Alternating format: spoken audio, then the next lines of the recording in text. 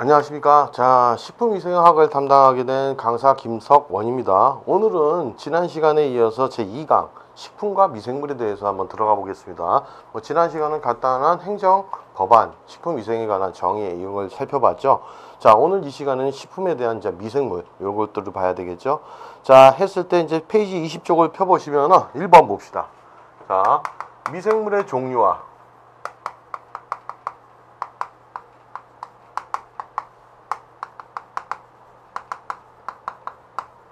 특징이 되어 있죠. 자, 그러면 첫 번째 이제 우리가 미생물상의 특징을 봅시다.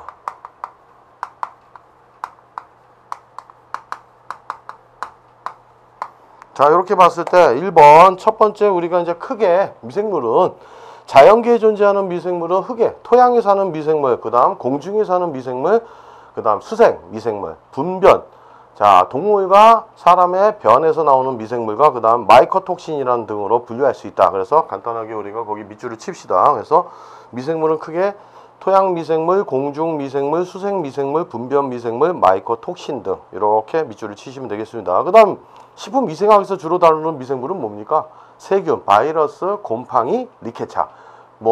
리케차 같은 경우는 바이러스와 비슷한 일종인데 약간 크기가 큰 것이죠. 그래서 이렇게만 보시면 되겠습니다. 자, 두 번째는 우리가 요거 중요하죠, 여러분. 체크합시다. 반드시 체크합시다. 식품의 미생물총은 자, 뭐라고 되어 있습니까? 한번 읽어봅시다.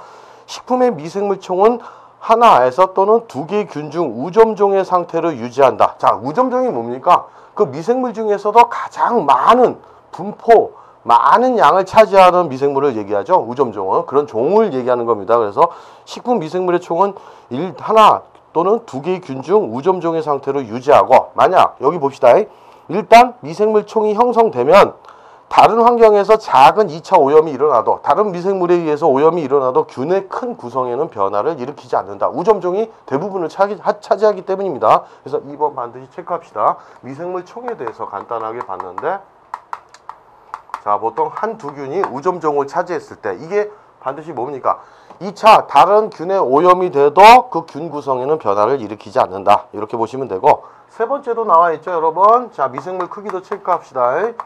미생물 크기, 자, 어떻게 됩니까? 우선은 가장 큰 걸 봤을 때는 우리가 다세포로 되어 있는 거죠. 곰팡이죠. 그 다음에 곰팡이 같은 경우는 보통 균사로 되어 있다고 하죠. 그 다음에 단세포인 효모 이렇게 되어 있고, 요거보다 이제 더 작은 거는 뭡니까? 우리가 세균이죠.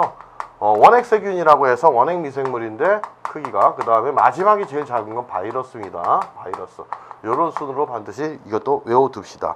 그 다음에 네 번째를 보시면은 그람 양성균과 음성균이라고 되어 있죠. 네 번째. 자, 요건 간단하게 뒤에 가서 배우시지만 그람 양성균이 뭐고 그람 음성균은 뭐냐?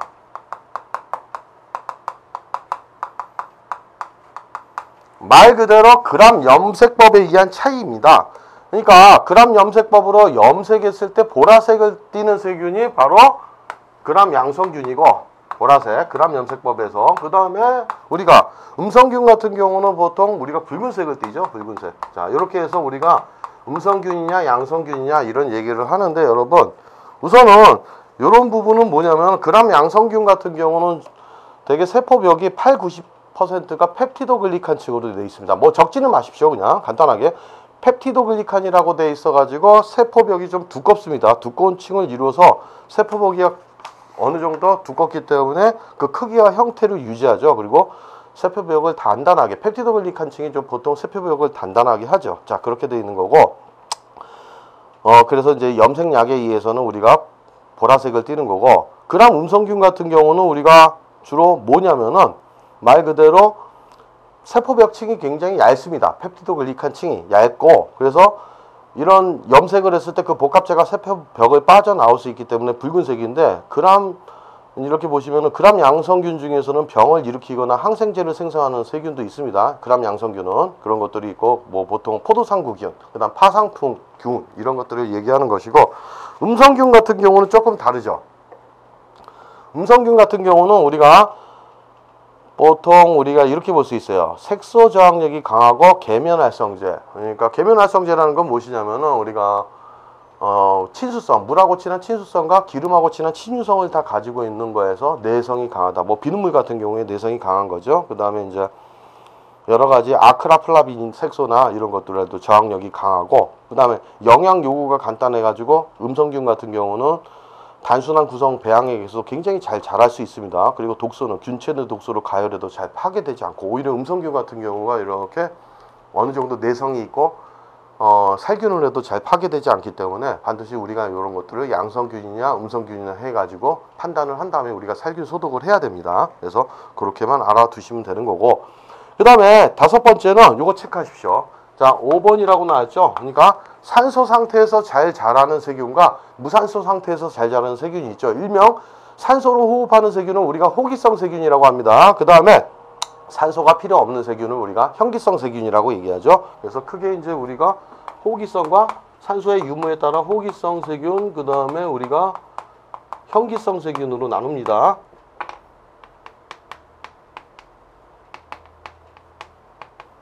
자, 요거 별표 치시고, 이건 반드시 기본이 돼야 되겠죠. 자, 호기성 세균은 크게 두 가지가 있습니다. 편성 호기성 세균과 미호기성 세균이라고 나왔죠. 편성 호기성은 뭡니까? 미생물 증식에 산소를 절대적으로 필요로 한다. 이거는 그러니까 말 그대로 산소가 없으면 어떻게 됩니까? 자라지 못하겠죠. 그래서 산소를 절대적으로 필요로 하는 것이고, 미호기성 세균은 그렇지는 않습니다. 대기 중에 산소가 조금 있어도, 그러니까 산소 분압이 낮은 상태에서 오히려 생육을 잘한다. 어느 정도 적은 산소에서 생육을 잘하는 거, 이런 것들이 이제 컴파일로박터라고 해가지고 그런 게 있죠. 그 다음 현기성 세균 봅시다. 자, 편성현기성하고 통성현기성이 있죠. 자, 편성현기성은 완전한 무상태, 산소가 존재하지 않아야지만 증식할 수 있는 세균, 이게 이제 클로스토리듬 같은 경우죠. 그런 균이 있고, 통성현기성은 산소 유무에 관계없이 어느 정도 적은 산소가 있건 없건 우리가 생육할 수 있는 게 바로 대장균입니다. 이콜라이, 우리 장 속에도 있죠. 대장 속에. 그래서 그렇게 알아두시면 되겠습니다. 그래서 호기성 세균, 현기성 세균 반드시 우리가 알아둡시다. 자, 그 다음에 이제 pH죠, 여러분. 그러니까 이런 미생물들이 적합한 pH가 있습니다. 생육이 최적이 될 수 있는 것. 자, 여기 나와 있는데 세균 같은 경우는 뭐라고 되어 있습니까? 일반적으로 우리가 박테리아라고 얘기하죠. 이런 세균 같은 경우 pH가 보통 얼마? 어디서 최적이다? 6.5에서 7.5, 거의 약간 중성 상태죠. 이 상태에서 우리가 보통 7.6으로 돼 있죠. 이때가 가장 최적이다. pH가 뭡니까? 산염기를 갖다가 나타내는 척도인데 보통 중성인 상태에서 우리가 최적이라고 볼 수 있습니다. 그 다음 니은, 곰팡이를 봅시다. 이거 반드시 이것도 외워두셔야 됩니다. 여러분 시험에 잘 나옵니다. 곰팡이, 효모 같은 경우가 있죠. 곰팡이, 그 다음에 효모. 자, 이런 것들은 뭐라고 되어 있습니까? 곰팡이나 효모는 어디서 최적이라고 되어 있죠? pH가 4.0에서 6.0. 그래서 우리가 좀 낮은 산성.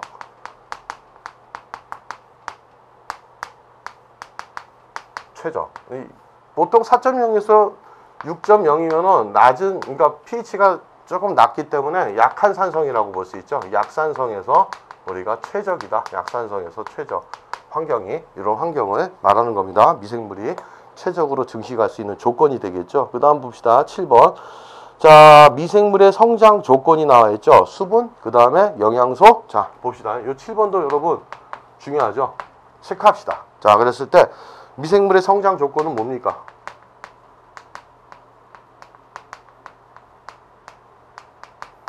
반드시 필요한 거 수분이죠. 그 다음에 뭐가 되어 있죠? 영양소. 온도, pH. 그 밑에 표가 있죠, 여러분. 미생물 증식의 영양 요인. 요거 반드시 미생물 증식의 영양 요인. 요것도 체크합시다.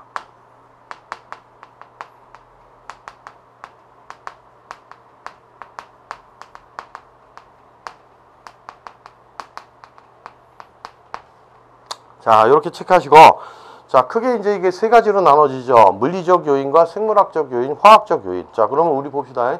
물리적 요인은 온도, pH, 산화환원 전이차. 자, 그렇게 되는 거고, 광선과 압력. 이런 부분입니다. 그 다음 생물학적 요인은 미생물총, 우점종을 차지하는 거. 하나 또는 두 개의 균이 우점종을 차지했을 때죠. 자, 그래서 미생물총에 의한 경쟁. 경쟁은 뭐입니까? 서로, 자, 우리가 경쟁할 수 있는 건 말 그대로. 공생은 뭔가? 서로 도움을 주는 것이죠. 경쟁, 공생에 의해서 우리가 성장할 수 있는 것. 그 다음에 화학적 요인으로는 자, 영양분 중에 탄소원, 질소원, 미생물에 필요한 양분이죠. 자, 양분의 기본 원소입니다. 수분, 무기이온 등 이런 것들이 미생물 증식에 영향을 미친다 볼 수 있습니다.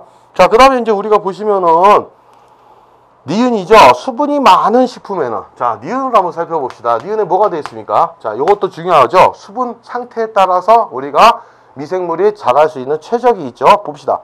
수분이 많은 식품에는 세균, 그 다음에 건조식품, 수분이 적은 거죠. 과실류에는 곰팡이가 우선 증식한다. 그러면은 우리가 수분 순서대로 갔을 때 수분 함량에 따라서, 자, 수분이 많이 있는 곳에서 자랄 수 있는 게 세균입니다. 그 다음에 이제 우리가 뭐라고 되어 있습니까? 수분이 어느 정도 적당한 거, 적은 거. 효모죠? 굉장히 더 적은 상태에서 살 수 있는 게 우리가 곰팡이라고 볼 수 있습니다. 이런 부분 간단하게 외워두셔야 됩니다. 또 하나, 저런 부분들은 우리 식품화학에서도 물의 수분에 대해서 배우죠. 자세히. 그러니까 간단하게 우리가 요걸 알아두시고 디귿 봅시다, 여러분. 자, 여기도 나와 있죠. 디귿도 마찬가지로 우리가 봐야 되는데, 디귿은 간단하게 봅시다. 그냥 이름 자체로 알 수 있으니까. 온도가 낮은 상태에서는, 자, 혼행세균이 잘 자라고, 그 다음에 고온인 환경에서는 우리가 호열세균, 열에 강한 것이죠, 여러분. 그 다음에 고식염이라는 건 염분이 많은 것이죠. 보통 바닷물 같은 경우 이럴 때는 호염세균, 그 다음에 당산성에서는 오히려 유산균류가 잘 자란다. 포도당이나 이런 것들이 있을 때 잘 자랄 수 있는 것, 이렇게 돼 있습니다, 여러분. 그 다음에 여기 21쪽을 봅시다, 여러분. 자, 21쪽에 뭐가 돼 있습니까? 자, 온도에 따른 것이죠. 저온균, 중온균, 고온균. 여러분 반드시 하나만 체크합시다. 이거 외우셔야 됩니다. 저온균의 최적 온도는 몇 도? 보통 15에서 20도씨. 외웁시다. 그 다음에 중온균은 25에서 37도씨. 자, 발육 가능 온도도 나와 있죠. 여러분 보시고 한계성입니다. 자, 미생물이 살 수 있는. 자, 그 다음 고온균은 보통 50에서 60도씨에도 살아갈 수 있는 균이 있죠. 자, 이런 것들 열에 강한 균이죠. 대개 우리가 미생물은 주로 어떤 균이 대부분입니까? 거기다 씁시다. 중온균이 대부분의 미생물이다. 보통 그러니까 최적 온도는, 대부분의 미생물의 최적 온도는 몇 도씨? 25에서 37도씨이다. 그렇게 알아두시면 되겠습니다. 그 다음에 그래서 이 표도 반드시 체크하시고 21쪽에 있는 표를 체크합시다. 그리고 대부분의 미생물은 중온균에 해당한다. 그렇게 알아두시면 되겠죠. 자, 21쪽 보시면은 미생물의 종류가 나와 있습니다.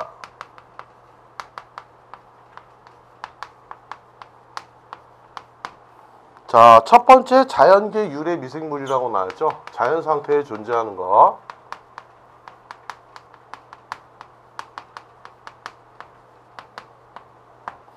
요때 토양에 살 수 있는 미생물, 토양 미생물이죠. 자, 토양 미생물은 우리가 첫 번째 이제 우리가 균속으로 나눌 수 있고, 그 다음에 두 번째는 우리가 진균류라고 되어 있는데, 보통 이런 진균류는 뭐에 해당합니까? 효모나 우리가, 자, 곰팡이 같은 경우를 얘기하겠죠. 사상균이라고 되어 있습니다, 여러분. 자, 균속을 한번 살펴봅시다. 바실러스균, 그 다음에 클로스토리디움, 마이크로코커스, 그 다음에 류코노스터, 그 다음에 슈도모나스, 그 다음에 아크로모박터, 그 다음에 에시케리키아라고 하죠. 그러니까는 에케리아, 말 그대로 우리가 이걸 그대로 읽어주면 되는데 에케리카인가? 이렇게 됩니다. 에케리카, 그 다음에 프로토스, 그 다음에 세라티아, 이런 것들이 있죠. 그래서 균속에서는 보통 이런 것들이 있고, 진균류는, 자, 효모로 봤을 때 사카로마이세스, 뭐 세르비지 이런 것들, 그 다음에 토릴라, 그 다음에 모닐리아라고 얘기하죠. 모닐리아, 그 다음 사상균으로서는 아스파라질러스, 그 다음에 페니실리움, 그 다음에 리조퍼스, 그 다음에 뮤코, 이런 것들이 있는데, 이것들도 반드시 여러분이 한번 어느 정도 토양 미생물 좀 외우셔야 되는데, 이 토양 미생물보다는 우리가 시험에 잘 나오는 게 바로 수생 미생물이죠. 물속에 사는 미생물. 이렇게 보십시다.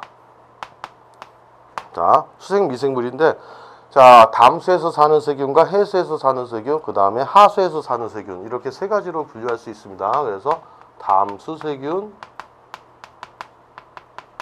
해수세균, 그 다음에 하수세균. 주로 우리가 병원균은 하수세균을 얘기하는 것이죠. 그래서 하수세균을 좀 체크합시다. 자, 담수세균 그냥 간단하게 읽어보시면 되겠죠. 하천, 늪에, 담수에 서식하는, 자, 주로 저온세균이 많다. 저온에서 사는 세균. 자, 저온세균이죠. 이렇게 되어 있고, 그 다음에 여러분 보시면 해수세균 같은 경우는 뭡니까? 이제 말 그대로 바닷속에 사는 거죠. 약 3%의 염류가 들어있는데 호염성, 염류에 강한 거죠. 호염성 세균이 많다. 주로 호염성 세균. 이렇게 보시면 되겠습니다. 자, 근데 이제 하수세균이 중요하니까 체크업 반드시 한번 합시다. 하수도 등에서 서식하는 세균으로 거의 담수세균과 유사하다고 나와 있죠. 자, 수생에서 미생물 총을 이루는 거, 우점종을 차지하는 세균을 얘기합니다, 여러분. 가장 많은 걸, 우위를 차지하는 것이죠. 같은 환경에서도. 주로 이런 게 뭐라고 나와 있습니까? 시도모나스하고 아크로모박터, 그 다음에 아칼리지니스, 그 다음에 에어로모나스, 그 다음에 플라보박테리움이라는 것들이죠. 자, 이건 어떤 거죠? 음성 간균으로 최적 번식 온도를 저온으로 한다.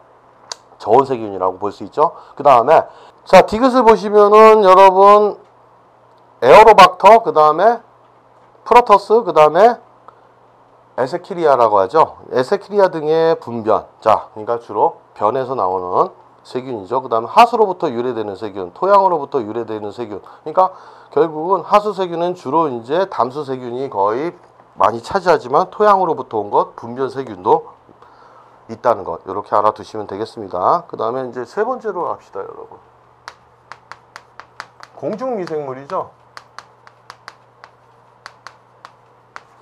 그 미생물에 관한 특징은 뒤에 가서 자세히 배우시면 되고, 아, 이런 것들이 있구나. 이런 거 아셔야 됩니다, 여러분. 자, 식품 취급 시 떨어져 식품을 오염시키고, 그 다음에 식품 품질에 영향을 미칠 수 있는 것. 식품들이 보통 이제, 자, 공기 중, 예, 공기하고 접하다 보니까 그 공중에 떠다니는 미생물에 의해서 우리가 오염이 될 수 있죠. 자, 그래서 2번 나와 있죠. 여기다 밑줄 칩시다. 대부분 그람 양성의 아포형성 간균. 간균은 뭐 뒤에 가서 배우겠습니다. 그 다음에 곰팡이 및 효모의 포자 등. 자, 공기 중에 이제 떠돌아 다니는 것들이죠. 그 다음에 네 번째 가봅시다, 여러분.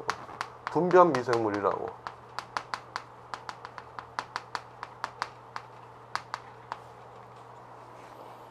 자, 분변 미생물 같은 경우도 수질이나 우리 토양에서도 많이 존재할 수 있죠. 자, 그럴 때 대표적으로 우리 장 속에 존재하는 균이죠.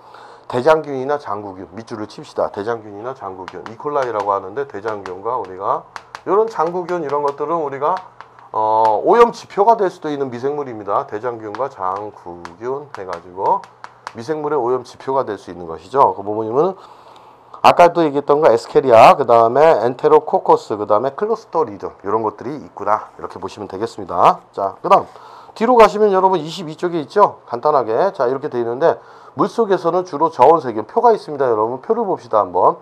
뭐 시도모나스 같은 경우 이렇게 되어 있고, 그 다음에 플라보박테리움, 그 다음에 알카리지니스, 그 다음에 아시니토박터, 그 다음 비브리오균, 장내 세균과 유사하고 장염 비브리오, 그 다음에 모락셀라 뭐 이런 것들이 있는데, 이런 것들은 여러분이 이제 쭉 보시면 되는 거고, 토양 속에 뭐 결핵균 같은 경우도 포함되어 있고, 그 다음 동물에서 기생하는 오염원이다. 그 다음에 식물 기생 오염원 중에 뭐가 있습니까? 세균도 있지만 효모, 그 다음에 곰팡이, 그 다음에 비병원성 세균.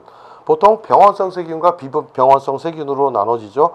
자, 비병원성 세균 같은 경우는 인간의 질병을 일으키지 않는 균인데, 보통 락토바실러스 같은 경우는 우리가 발효 식품에 존재할 수 있죠. 그 다음에 스트랩토코커스 이런 것들이 있습니다, 여러분. 그 다음에 쭉 이렇게 보시면 되는데, 건조한 환경에서는 자, 공기나 또는 떡에 오염, 존재하는 오염원으로서 이거 다 외우실 필요 없습니다, 여러분. 아, 이런 것들이 있구나. 그 중에서도 이제 이렇게 한글로 된 것들 이런 것만 한번 살펴보시면 되는 것이고, 다 외울 필요 없이 뒤에 이제 자세하게 나온 부분에서 우리가 살펴보시면 됩니다. 그래서 이런 것들이 있다. 전체적으로 우리가 건조한 환경 또는 현기적 환경 뭐 이런 부분들 보시면 되겠습니다. 자, 그렇게 보시면 되고, 두 번째 22쪽에 이제 자 봅시다.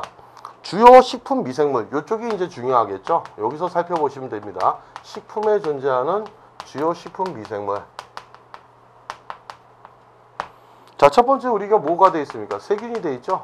식품에 존재하는 균 중에서 우리가 미생물 중에 세균을 봅시다. 자, 세균의 일반적인 특징은 미생물 중 원시핵 세포를 가지고 있다. 자, 우리가 세포 중에는 원핵세포와 진핵세포가 있습니다. 진핵세포는 말 그대로 좀 더 진화가 된 세포인데 크기도 크죠. 뭐 핵막이나 여러 세포 소기관을 갖추고 있는 게 진핵세포고, 원핵세포라는 것은 뭐 말 그대로 핵막이 없기 때문에 핵과 세포질이 같이 자 구별 없죠. 그 다음 세포 소기관도 제대로 갖추고 있지 않습니다. 그래서 뭐 분열이 굉장히 빠르죠.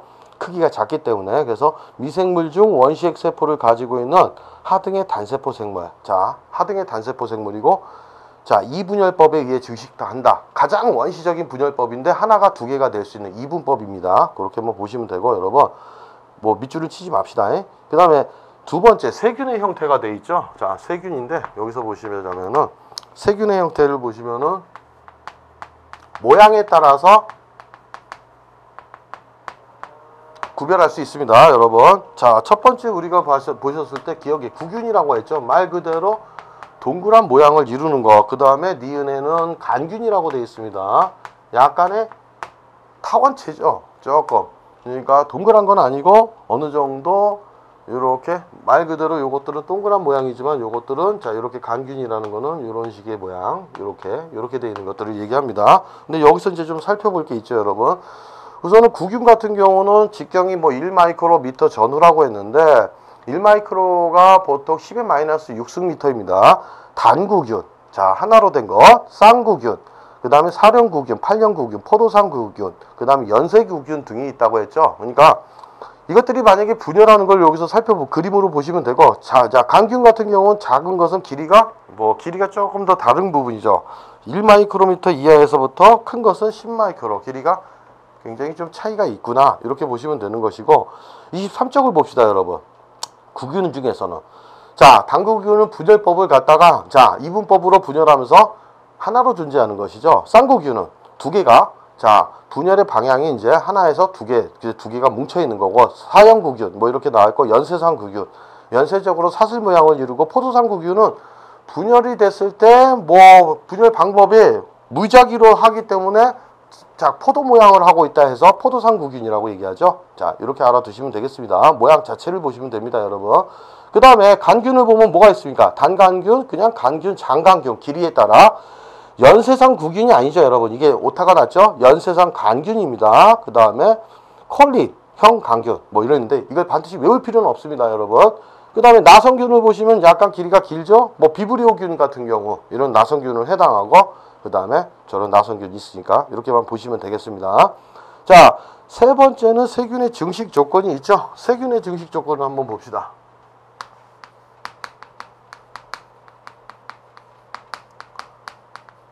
미생물의 증식 조건과도 일치하죠. 자, 식품, 바로 영양소죠. 이 식품에서 우리가 영양원을 얻는 거죠. 세균이 영양소, 그 다음에 영양원을 얻고, 그 다음에 아까도 말씀드린 것처럼 적정 pH, 최적인 pH, 적정 pH. 보통 세균 같은 경우는 pH가 어느 정도가 최적이다? 약간 중성에서 최적이다. 그 다음에 산소가 있느냐 없느냐. 그래서 디귿에서는 자, 산소의 유무 관계로 따질 수 있죠. 자, 산소가 있을 때 자랄 수 있는 세균은 호기성, 그 다음에 없을 때 자랄 수 있는 세균은 현기성. 크게는 두 가지지만 작게는 호기성, 미호기성, 통성현기성, 편성현기성. 이건 앞에서 배웠죠, 여러분. 반드시 알고 있으셔야 됩니다. 외우셔야 됩니다. 그 다음에 온도에 따른 것들 있죠. 자, 높은 온도에서 자랄 수 있는 거 온도. 그래서 고온균, 중온균, 그 다음에 저온균이 있구나. 이렇게 알아두시면 되겠습니다. 자, 23쪽에 보면 식품과 관련이 깊은 세균 나와 있죠, 여러분. 보통 전분이면 뭡니까? 탄수화물이죠.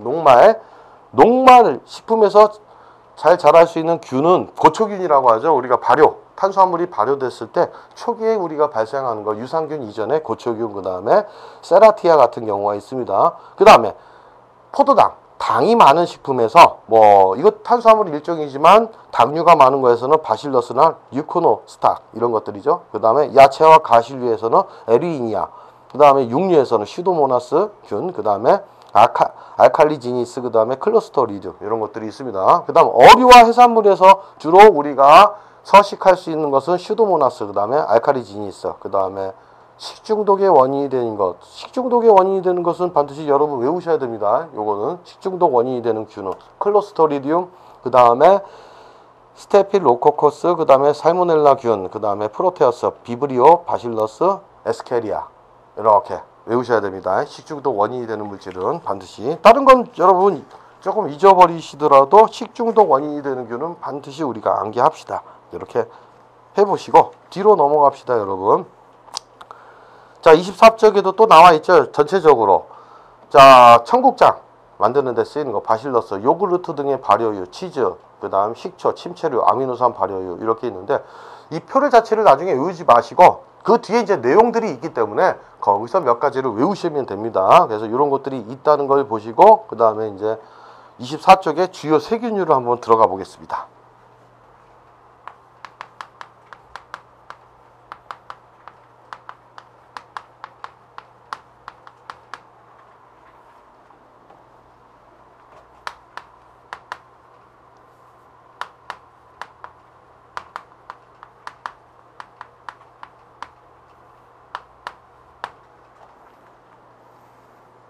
자, 여러분 이 주요 세균류는 별표를 치십시다. 주로 잘 나오죠, 여러분. 자, 기억해 봅시다.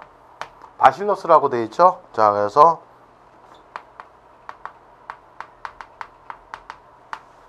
보통 바실러스균이라고 되어 있는데 여러분 그람 양성의 호기성 아포형성 간균이다 했는데 뭐 이거 아포형성 간균까지는 안 외우셔도 되고 호기성 이런 부분보다는 우선 아까 그람 양성은 뭐라고 했습니까? 전체적으로 펩티드 글리칸 세포벽층이 두껍다 이렇게 알아두시면 되는 것이고 토양 볏짚 등에 존재한다 주로. 그 다음에 내열성 아포를 형성한다고 했으니까 열에 어느 정도 강하다는 걸 볼 수 있죠 여러분. 그 다음에 D를 보십시다. 뭐 바실러스 섭틸러스라고 했는데 고초균이라고 얘기했죠 아까. 여기다는 밑줄 칩시다. 자, 바실러스 섭틸러스 해가지고 고초균에 밑줄 칩시다. 그래서 뒤쪽인데 요거는 주로 뭐느냐. 자, 보통 전분질 식품을 가수분해시켜서 우유, 유제품, 채소, 빵, 육류, 어육 제품 등에 생육한다. 요거 밑줄을 꼭 칩시다 여러분. 그래서 D는 중요합니다 여러분. 체크하십시다. 그 다음에 여러분 또 E가 있죠. E가 이 부분도 우리가 보셔야 됩니다. 아까 얘기했던 B 이렇게 돼 있고 그 다음에 이 같은 경우는 바실러스 나토라고 얘기하죠 보통. 그래서 우리가 나토 하면은 여러분 일본 청국장 얘기도 들어보셨죠? 그래서 바실러스 나토 같은 경우는 여기도 밑줄을 칩시다. 이거 중요합니다 여러분. 자, 바실러스 중에서도 자, 바실러스 나토는 삶은 콩에서 서식하고 청국장 제조에 이용한다. 밑줄을 반드시 칩시다. 그 다음에 아밀라제, 프로테아제 를 분비한다. 아밀라제 같은 경우는 탄수화물 분해 효소죠. 그 다음에 우리가 프로테아제 같은 경우도 분해 효소를 얘기하는 건데 이런 것을 분비한다는 거 알아두시고 여러분 단백질 보통 프로테인 이런 것들을 분해하는 효소고 그 다음에 F를 봅시다. 병원균으로는 우리가 탄저균이 있구나. 병원균으로는 바실러스 자체가 뭐 여러 종이 있는데 그 중에서도 바실러스 속이니까 그 중에서 탄저균, 병원균으로 하죠. 때때로 식중독의 원인이 된다. 거기 밑줄을 칩시다. 그래서 탄저균 같은 경우와 이렇게 되는데 식중독 원인이 된다. 이렇게 해서 알아두시면 되겠습니다. 자, 그 다음에 이제 마이크로코커스를 한번 살펴보셔야 되겠죠. 니은에 나오는 거는 자, 마이크로 뭐라고 되어 있습니까? 자, 코커스라고 되어 있죠, 여러분. 이것은 간단하게 살펴보시면 마찬가지로 그람 양성균이고 호기성 무화포균이다. 그 다음에 육류 어패류의 가공품에 생육하고 전분의 분해력은 약하지만 여기다 밑줄 칩시다. 단백질 분해력이 강한 거. 자, 그래서 C에서 단백질 분해력이 강하다. 주로 단백질이 포함된 식품에 자, 단백질 분해력 강하다. 이 단백질이 분해될 때 어떻게 됩니까? 부패가 일어난다고 볼 수 있죠. 보통 부패균이라고도 볼 수 있습니다. 그 다음에 D 같은 경우에는 소시지 표면 점질물을 형성한다. 자, 뭐 우리 소시지 많이 먹어봤죠? 그 표면 점질물. 그래서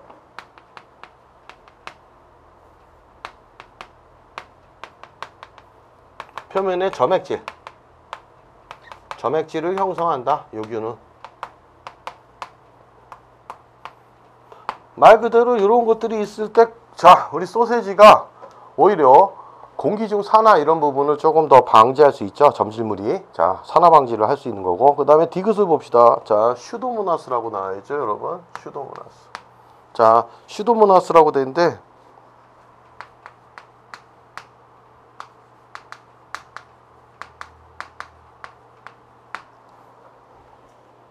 슈도모나스를 한번 봅시다. 그람 음성균이죠. 요거는 양성균이 아니고 무화포 강균으로 단모성 편모가 존재한다. 자, B에다가 한번 밑줄을 쳐봅시다. 저온세균이다. 저온세균 밑줄을 치시고 주로 저온세균이고 그 다음에 뭐라고 되어 있죠? 어패류에 부착해 단백질을 분해시킨다. 자, 단백질을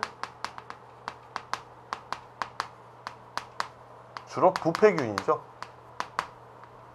우리가 보통 단백질이 분해됐을 때 부패된 것들은 인체에 해롭죠. 근데 이제 탄수화물이 분해됐을 때 그 발효라는 것은 우리 인체에 좀 더 이로운 것들, 좋은 것들을 얘기하는 겁니다. 그 다음에 이제 니을을 봅시다. 여러분 그람 음성균 나와있죠? 음성균이 자 붉은색으로 염색되는 균인데 비브리오균이라고 나와 있는데 비브리오균을 한번 살펴봅시다. 자 비브리오 뭐라고 되어 있습니까? 그람 음성균으로서 단모성, 편모다. 단모성이라는 건 말 그 편모라는 게 꼬리를 얘기합니다. 그러니까 한 가닥으로 된 꼬리가 있다. 그래서 운동성이 있죠, 여러분. 그 다음 다함수 해수 중에 존재한다. 그래서 헤엄칠 수 있습니다, 여러분. 식중독균으로서는 우리가 비브리오, 헤몰리티코스 있고 그 다음에 빌리니코코스라고 하죠. 그래서 비브리오 폐혈증균 뭐 이런 것들이 있다는 거. 식중독균도 있다. 이렇게 알아두시면 되고 전염성 병균도 있습니다. 비브리오 콜레라 같은 경우 전염병균이죠. 그렇게 보시면 되겠습니다, 여러분. 그 다음에 자 우리가 또 나와 있는 미음에는 뭐 이렇게 미음이 나와 있죠. 자 프로토스라고 했는데 이것도 마찬가지로 단백질 분해력이 강한 동물성 식품의 부패균 이렇게 알아두시면 되고 그 다음에 세라레티아 있습니다. 우선은 아까도 말씀드린 것처럼 제 시험에 잘 나오는 건 바실러스 같은 경우 자 이렇게 돼 있고 그 다음에 우리가 슈도모나스다 그 다음에 마이크로코커스 그 다음에 비브리오 쪽을 했습니다, 여러분. 그 다음에 세라티아라고 하는 거는 단백질 분해력이 강한 식품의 부패균이고 그 다음에 자 시읒에 자 봅시다. 시읒에 보시면은 에세리키아죠. 에세리키아는 분변 오염 지표균이다. 거기 밑줄을 칩시다. 자 그래서 우리가 시옷에서는 한번 얘기하는 건 에세리키아라고 얘기하는데 보통 에세리키아 한글로 써주면은 요 단어가 굉장히 잘 안 읽혀지네요. 자 우선 분변 오염 지표균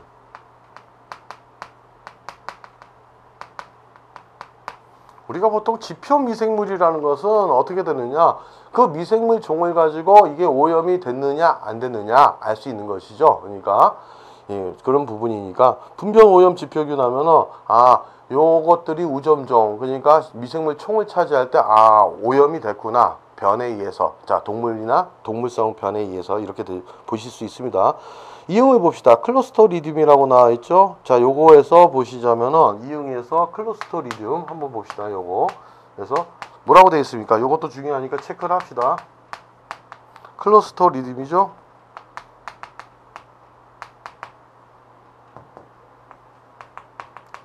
클로스토리듐 자 봅시다.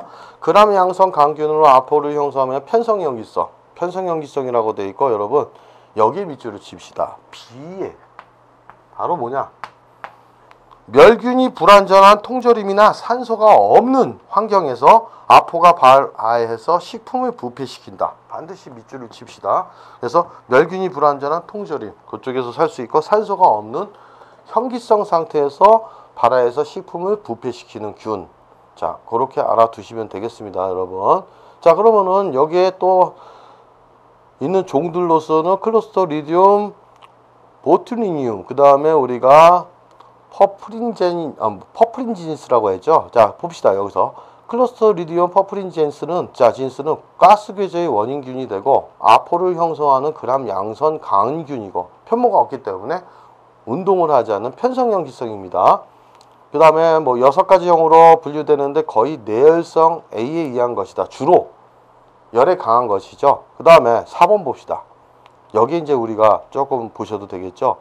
자, 우리 뒤에 가서 좀 자세히 그럼 살균 처리해서 배우시겠지만 조리한 식품은 현기적 환경이 될 수 없도록 저어주는 것이 중요하고 이 균이 번식하는 걸 방지하기 위한 겁니다. 그러니까 말 그대로 요 클로스토리듐이 현기성 세균이기 때문에 현기적 환경이 될 수 없도록 잘 저어주라는 얘기죠. 조리할 때. 그 다음에 실온에 방치하는 것을 피해야 된다. 그쵸? 그 다음에 또 식품 중에서 균이 증식하였다 하더라도 섭취 전에 우선 가열을 하면 됩니다. 그래서 고열에 가열했을 때는 예방이 가능하다고 했으니까 이런 거는 한번 살펴보시면 되겠습니다. 그 다음에 우리가 지읒에 나와 있죠, 여러분. 락토바실러스 해가지고 지읒도 한번 체크합시다, 여러분. 락토바실러스 요것들은 우리가 봤을 때 뭡니까? 말 그대로 많이 들어보셨죠, 여러분? 락토바실러스 하면 우리가 치즈, 유산균 발효 균이다 해가지고 그람 양성 세균이고 젖산을 생성한다. 그러니까 탄수화물을 분해하는 거죠, 여러분. 자, 근데 탄수화물만이 아니라 우리가 치즈 같은 경우는 단백질이죠. 젖산을 생성해서 젖산균이라고도 한다. 이렇게 나와 있죠, 여러분. 자, 치즈나 젖산 음료의 발효균으로 밑줄 칩시다. 치즈나 젖산 음료의 발효균이다 했을 때 거기에 이제 한번 보셔야 되겠죠, 여러분. 바실러스 중에서도 어떤 거 있습니까? 이게 전체적으로 이제 이게 세균에 대한 얘기입니다, 여러분. 그래서 바실러스는 그람 양성 호기성 또는 통성 형기성 강균으로서 내열성 포자 형성이고, 자, 넘어가시고 우리가 여기서 봅시다. 쌀밥, 어묵, 통조림 같은 가열식품의 부패 원인균. 그렇게 알아두시면 되겠습니다. 그 다음에 스테피로코커스라고 돼 있죠. 그람 양성 구균 주로 어디에 있다? 냉동식품에 존재한다. 거기 밑줄 칩시다. 자, 바실러스는 쌀밥, 어묵, 통조림 같은 가열식품의 부패 원인균이고, 자, 스테피로코커스는 자 냉동식품 이런 거고, 그 다음에 독소형 식중독의 원인균 이렇게 보셔도 되겠습니다. 황색 포도당 구균이라고 하죠, 이거 일명. 그래서 거기 한번 밑줄을 쳐보시고, 그 다음에 뒤로 넘기시면 26쪽에 또 있죠, 여러분. 자, 슈도모나스 같은 경우는 뭐라고 되어 있습니까? 그람운성 무포자 호기성 강균인데 수생 저온세균 거기만 밑줄 칩시다. 저온 저장 시 부패 원인. 저온에서 냉장고 같은 경우에도 우리가 슈도모나스 균은 우리가 생육할 수 있구나, 이렇게 알아두시면 되겠습니다. 비브리오균은 뭐라고 했죠? 자, 거기 밑줄 칩시다. 해수세균으로서 장염 비브리오균, 그 다음에 감염, 콜레라, 경구 감염병을 일으키죠. 그래서 감염병 콜레라균 이런 것들이 있구나. 그 다음 마이크로코커스 있죠, 여러분. 자, 이거는 간단하게 비병원성 단백질, 자, 인간에게 해를 일으키지는 않지만 단백질 부패균입니다. 밑줄을 칩시다. 그 다음에 프로테어스는 알러지성 식중독 유발 단백질 부패균, 이렇게 알아두시면 되고, 여러분 음성, 양성 반드시 외우실 필요는 없습니다, 여러분. 그 다음에 시겔라 해가지고 세균성 이질, 우리 이질이라는 걸 일으킬 수 있죠, 복통. 그렇게 되고, 살모넬라균 같은 경우는 뭐로 되어 있습니까? 장티푸스나 감염형 식중독의 원인균, 밑줄을 치시면 되겠습니다. 그 다음에 에세리키아라고 얘기했죠. 요게 발음이 좀 안 졌는데 에세리키아 해가지고 요것이 뭡니까? 분변 오염 지표종이다 해서 분변 세균총이라고 할 수 있죠. 그러니까 주로 동물의 변에서 많이 우점종을 차지한다, 많은 양을 차지할 수 있는 걸로 오염의 지표가 된다. 거기만 밑줄 칩시다. 그 다음에 클로스토리디움을 봅시다. 내열성 포자 형성, 그러니까 열에 좀 더 강한 포자를, 그러니까 얘가 고온이 됐을 때는 여러분 포자를 형성해서 거의, 그러니까는 죽은 상태처럼, 그러니까 휴면 상태라고 하죠. 죽지는 않았습니다, 여러분. 포자 형성해서 이 열에 견디는 겁니다. 그러다가 어느 정도 자기의 최적 온도가 되면 또 다시 어떻게 됩니까? 증식을 하는 것이죠. 그래서 독소형 식중독의 원인균이 되는구나. 그 다음에 육가공품이나 어패류, 통조림의 부패 원인균이다. 이렇게 보시면 되겠습니다, 여러분. 자, 그래서 오늘 이 시간에는 요 강을, 자, 아까도 얘기했던 것처럼 식품과 미생물은 내용의 장이 많기 때문에 오늘까지 세균을 다뤄봤고, 다음 3강에서는 우리가 곰팡이와 효모, 그 다음에 바이러스, 그 다음 뭐 식품의 오염 지표 미생물 이런 걸 다뤄보겠습니다. 자, 여기서 4강을 마치겠습니다.